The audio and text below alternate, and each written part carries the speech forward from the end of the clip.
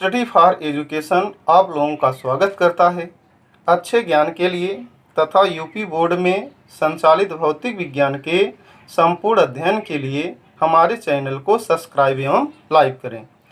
आज हम अगली कड़ी में वैद्युत क्षेत्र में या बिंदु आवेश के कारण उत्पन्न वैद्युत क्षेत्र की तीव्रता के विषय में ज्ञात करेंगे। पिछले एपिसोड में हमने देखा वैद्युत क्षेत्र की तीव्रता क्या होती है। अब यहाँ पर हमें ज्ञात करेंगे अगर कोई बिंदु आवेश है तो उसके चारों तरफ वैद्युत क्षेत्र की तीव्रता का मान कितना हो सकता है। चलिए देखते हैं।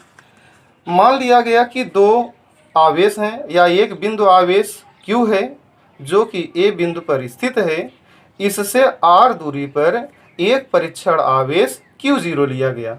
आप लोग ये सभी ध्यान रखिएगा, परीक्षण आवेश सदैव धनात्मक आवेश होता है जो बहुत ही अल्पतम होता है। अब यदि इन दोनों के मध्य में ये Q है ये Q0 है तो कूलाम का नियम अगर हम लगाएं तो इन दोनों के मध्य में क्या कार्य करेगा? बल कार्य करेगा, वैद्युत बल कार्य करेगा। तो हम सबसे पहले एक वैद्युत बल निकाल लेते हैं।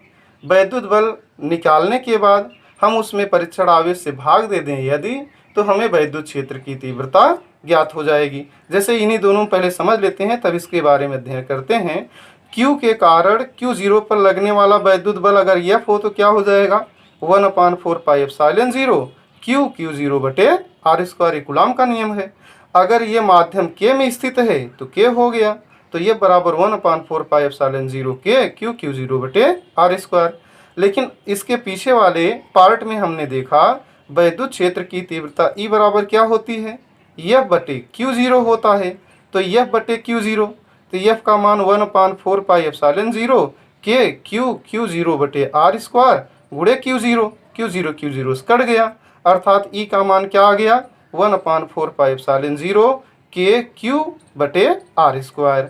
माने कि वैद्युत क्षेत्र की तीव्रता परीक्षण आवेश के परिमाण पर निर्भर नहीं करता कि परीक्षण आवेश का परिमाण क्या है, इस पर वैद्युत क्षेत्र की तीव्रता निर्भर नहीं करती। अगर वहाँ पर माध्यम निर्वात या वायु है तो K का मान 1 हो जाएगा, तो E बराबर 1/4πε0 Q बटे r² होगा। अब चलें हम इसको कैसे लिखेंगे यह देख लेते हैं। मान लिया गया कि एक बिंदु आवेश Q है जो A बिंदु पर रखा गया है। इससे स्मॉल r दूरी पर एक परीक्षण आवेश Q0 B बिंदु पर रखा गया है।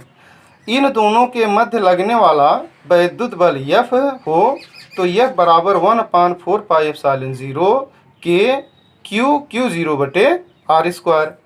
वैद्युत क्षेत्र की परिभाषा से क्या हो जाएगा? E बराबर F बटे Q0। F का मान F बटे Q0 को ही हम क्या लिख सकते हैं? F गुणे 1/Q0।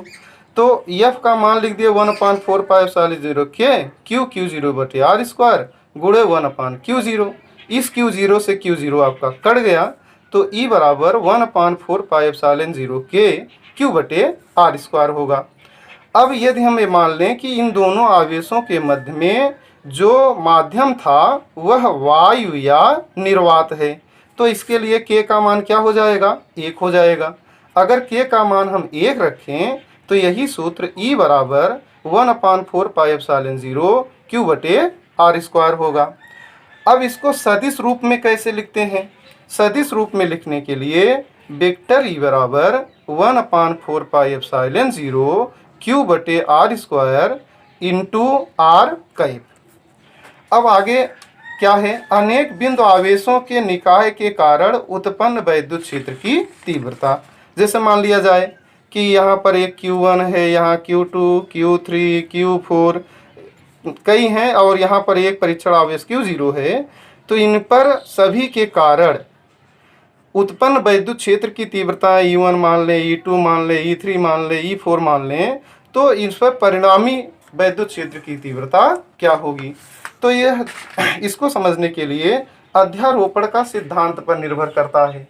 आप ये जान लीजिए वैद्युत क्षेत्र की तीव्रता अध्यारोपण के सिद्धांत पर कार्य करता है, अर्थात उसके सदिश योग के बराबर होता है।